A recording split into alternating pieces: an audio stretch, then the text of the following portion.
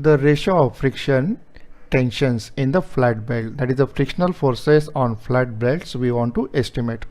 So whenever a belt drive or band brakes are designed, it is necessary to determine the frictional forces developed between the belt and the contacting surfaces. So in this video we'll analyze the frictional forces acting on the flat belt, although the analysis of the other type of belt such as V belt is based on the similar principle. For this one we'll consider here a flat belt which passes over a pulley. The total angle of the belt to the surface in contact is equal to theta, which one is called as the angle of contact, or is also called as the wrap angle. Let's say our tension is T1 is the maximum tension or the tension on the tight side, and T2 is the minimum tension, which one is tension on the slack side. Let here the mu represent the coefficient of friction between the belt and the pulley. The value of T1 is more as compared to T2. Here we want to develop the relation between T1, T2, mu and theta. T2 value is lower value as compared to the T1 value. In that case, the normal reaction will going to change from point A to point B. Normal reaction will be radially outward direction. This arrow length represent here normal reaction. And as we move from A to B, what we observe that the normal reaction will go on changing. That will represent by using the different length of arrow. This arrow length is more as compared to previous. It means that the normal reaction will increases. Since the normal reaction increases, the friction force will also increase. So friction force at point A is different. Friction force at this point will be different. Again, we observed here that the normal reaction magnitude increases, hence corresponding friction force will also increases. So from this FBD analysis here, we can conclude that the frictional forces acting at the different points along the belt will vary both in magnitude and the direction. And due to this unknown distribution, the analysis of the problem will first require to study of the forces acting on the differential element. So we'll consider here one differential element. So we'll consider a very small area. Let's say this small differential element equal to ds, and we'll enlarge this differential element. This differential element subtend an angle equal to d theta. So we have consider here a segment equal to ds which subtend an angle equal to d theta. This figure will enlarge. So we'll consider here this element ds, and we have enlarged the figure. So we'll consider the free body element of a ds. Let's say here the total angle subtend for element is equal to d theta. So this angle is same as equal to d theta. Let the tension on this side is equal to T, which one is representing the tension on the slack side of the element, and let's say T plus dt represent the tension on the tight side, where dt represents the increase in the tension on the tight side than that on the slack side. Because we assume the figure is symmetrical here, so this angle is same as equal to d theta by 2. Whereas this angle is also equal to d theta by 2. So this angle here is also equal to d theta by 2. Due to symmetry, this angle is also equal to d theta by 2. Let's say we have normal reaction on this element is equal to dn. Since the tension T plus dt is more as compared to T, it means that the belt will move in the anti-clockwise direction, so the friction force will act in the rightward direction. Here we have friction force is given as mu multiplied by dn. Approximating this chord segment as a straight segment for very small length.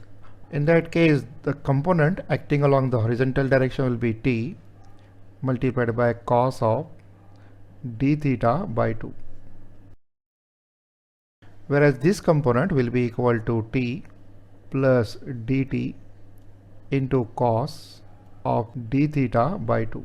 We have normal reaction act vertically upward is dn. Since the belt is pulled in the leftward direction, we have to show the friction force in the rightward direction, which is mu multiplied by dn. So this one is our standard x-axis and this one is the standard y-axis. The horizontal component of t is acting rightward. Horizontal component of t plus dt will act leftward. Vertical component you have to show in this figure. Both these vertical component will act downward. So this vertical component will be t into sine of d theta by 2, whereas the vertical component of t plus dt, t plus dt is given as sine of d theta by 2.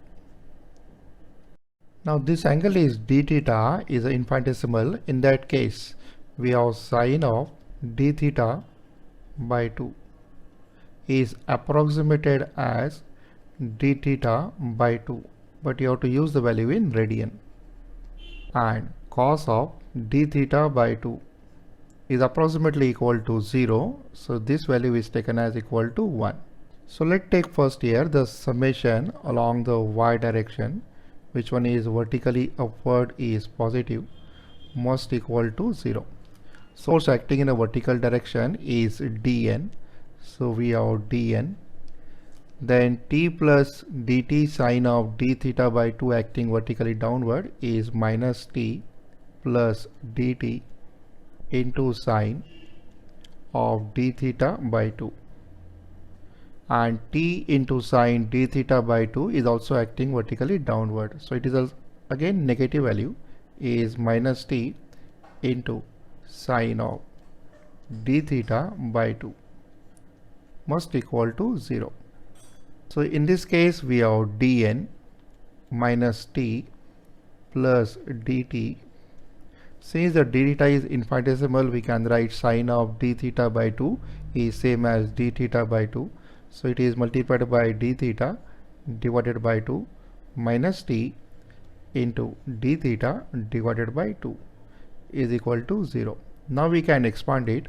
We'll get dn minus t into d theta by 2. Again we get minus dt into d theta. This is the product of two small terms, so this product can be neglected. Minus t multiplied by d theta divided by 2 equal to 0. So here the product of two infinitesimal quantity dt and d theta by 2 can be approximately equal to 0. So this term will vanish. We left here with dn minus t d theta by 2 and minus t d theta by 2 is same as equal to t into d theta is equal to 0. So here we get the first equation, that is value of normal reaction on the elemental area is same as tension T multiplied by d theta. Let's say equation number 1. So this result we obtained by using sigma Fy. Similarly, if we do the balance along the x-axis and we'll take the rightward is positive, and for equilibrium the sum must equal to 0. So t into cos of d theta by 2 is a positive quantity. So we have t into cos of d theta by 2 is a positive quantity. T plus dt is acting leftward is a negative quantity. So we have minus t plus dt into cos of d theta by 2. Cos of d theta by 2 is approximately equal to 1. And the friction force is acting to the positive of x direction. So is positive mu multiplied by normal reaction on the elemental area dn must equal to 0. So we'll get the value of t. Cos of d theta by 2 is same as equal to 1. So we have t minus t plus dt, t minus dt. After expansion, cos d theta by 2 is same as equal to 1 plus we have mu, and dn we can replace as t multiplied by d theta is equal to 0. So plus t and minus t is cancel out, and this term will shift to the right. We'll get dt is equal to mu into tension T multiplied by d theta. So finally we'll get the variable separable form, and we can integrate the given equation. We have dt divided by t is same as equal to mu multiplied by d theta. We'll assume here the value of mu is equal to constant. So we'll integrate it. When we have value of theta is equal to 0, we have tension is minimum, that is the slack side, and we have theta is equal to theta, then we have tension will be equal to tight side. So as the value of theta will increase, we require more tension, that is the value of T1. Integration of dt by t is ln of t, upper limit is T1, lower limit is T2, so we'll get ln of tension on the tight side divided by tension on the slack side is equal to mu. Integral of d theta is theta minus 0 is same as equal to theta. Remember here theta we have to take in radian. So value of theta you have to compulsory take in radian. Then only the definition of sine of d theta by 2 equal to d theta by 2 is valid. If you eliminate ln, in that case we have tension on the tight side is T1, that is value of T max, and that divided by tension on the slack side is T2, that is the minimum tension, is always equal to E to the power mu theta. So this equation will give the relation between the tension on the tight side and the tension on the slack side. But if you have given the two pulleys here, in that case you have to select the value of mu theta as a minimum quantity. This my question you have to select for two pulley. So on which pulley you will get the minimum contact angle, that value you have to select, because mu is remain to be constant. So select minimum contact angle. If you have given the belt, in that case we have two pulley, one is a driver pulley and the second is a driven pulley. In that case you have to find out the value of theta, for which we have a minimum contact angle, that may be a driver pulley or may be a driven pulley. In all this analysis, the effect of centrifugal force is neglected, that is the value of Fc is equal to 0.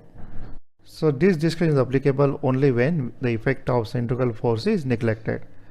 We have maximum tension divided by minimum tension, that is the tension on the tight side divided by tension on slack side is always equal to e to the power mu theta.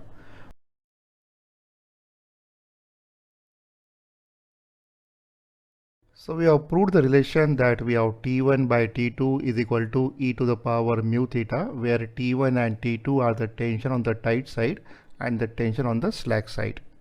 Here mu is called as the coefficient of friction and theta is called as the angle of flap of the belt over the pulley. So the tension T1 and T2 is due to the friction, is called as the friction tension. In this case, if the value of mu multiplied by theta will increase, then the value of T1 by T2 will also increase. That is the ratio of tension on the tight side to slack side will increase, and therefore the tension T1 will also increase. If the tension T1 will increase, the power will also increase, because we know that the power is given as 2 pi n into the difference of tension T1 minus T2 divided by multiplied by d by 2. Here 2 pi n by 60 is omega, d by 2 is r. So we have linear velocity equal to omega into r. Naturally in this case the power will also increase. In the case of the flat belt, the belt is subjected to tension T1 and T2, but the stress produced is maximum if we show the tension on the tight side. That is the T1 is greater than T2, so naturally the stress produced will be more. The given belt has a cross section of width b and the thickness equal to t, and sigma t represent here the permissible tensile stress. In that case we have the T1 value will be same as equal to permissible tensile stress multiplied by area b multiplied by t.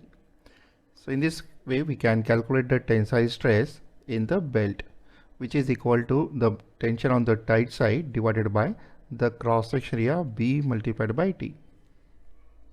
So using the value of sigma t and b into t, that is the maximum permissible tension that belt can withstand.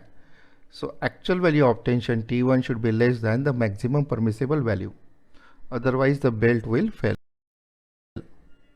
The power transmitted in the case of flat belt neglecting the centrifugal tension is given as power is equal to the difference of the tension of the tight side and the slack side multiplied by the linear velocity, which is same as 2 pi n divided by 60 multiplied by d divided by 2. 2 pi n by 60 is nothing but omega. Omega multiplied by d by 2 is the velocity, linear velocity. 2 and 2 get cancelled, so we have power is same as equal to t1 minus t2 divided by 60 multiplied by pi into d into n. This pi dn divided by 60 is also called as linear velocity v. So we have linear velocity v is same as pi into d into n divided by 60. So the amount of the power transmitted depends upon the velocity of the belt, the tension under which the belt is applied to the pulley, the arc of contact, because there is a direct relation between T1 and T2, which is given as T1 by T2 is equal to e to the power mu theta, and the condition under which the belts are used, that is what is the value of coefficient of friction. The power depends on these factors.